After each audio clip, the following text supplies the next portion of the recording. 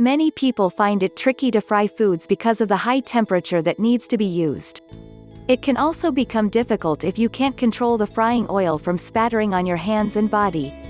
Have no fear because there are some tricks to frying. The key to frying correctly is to use the right temperature and the correct frying oil. Many chefs would say that using vegetable oil is best. This is because it has a higher smoke point and remains consistent. Only pair the same foods with the same frying oil. In other words, fry chips only in the frying oil you have prepared. Don't also fry donuts in the same oil because it will affect the flavor. The remnants in the frying oil can stick to the food. Cook the same sized portion in one frying set. If you are the type of person who prefers to deep fry, you would know that it's easier to fry when all the pieces are more or less the same size. You will only remove the batch once all the pieces are evenly cooked. If there are small pieces, they may burn in the process of cooking larger chunks of food. When you are pan frying or frying in a deep-bottomed pot, you need to have the correct cooking tools and utensils. An apron will protect your clothes from getting stained if the oil starts to spatter. Have a strainer or draining utensil with a long handle handy.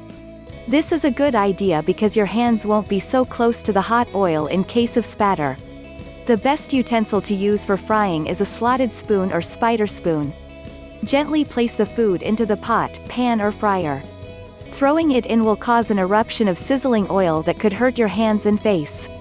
You also don't want to cause too much disturbance because the temperature has to stay consistent. Crowding the pot or pan will result in a temperature drop, then it becomes trickier to handle. Keep the amount of pieces in the pot at a minimum if you are a beginner.